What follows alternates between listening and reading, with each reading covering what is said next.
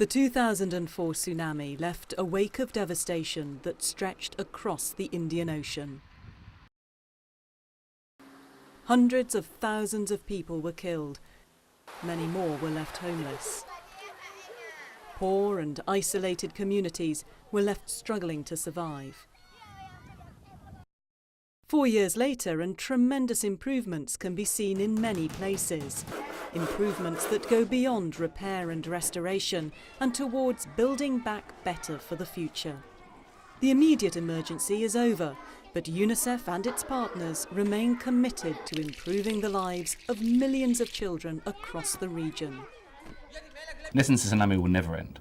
The funding will end, we'll complete the construction, we complete a project, but the interventions doesn't actually really end. It keeps knocking on because we've left something behind. The basic needs of children affected by the tsunami have been met, and those countries worst hit are now undergoing the transition to developing regular services and programmes. The long-term improvement of water and sanitation is critical. So is building new schools that are better able to withstand earthquakes. And more children are going to school as a result of improved facilities.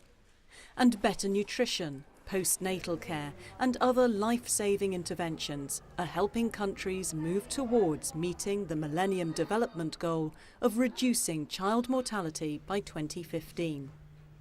Well, the tsunami, despite being a horrific event, also provided a lot of opportunities for those countries. It brought a peace dividend, for example, within Banda Aceh, where still you see peace within an area that had a long-term localised conflict in place.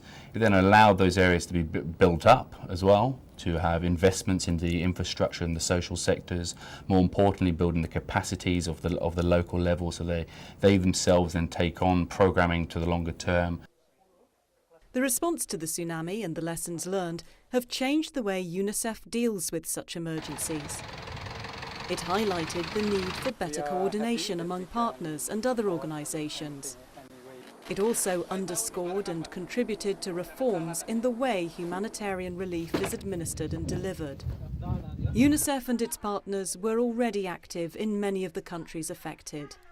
They were there when the tsunami struck, and UNICEF remains committed for the longer term, improving the lives of children and building back better for the future.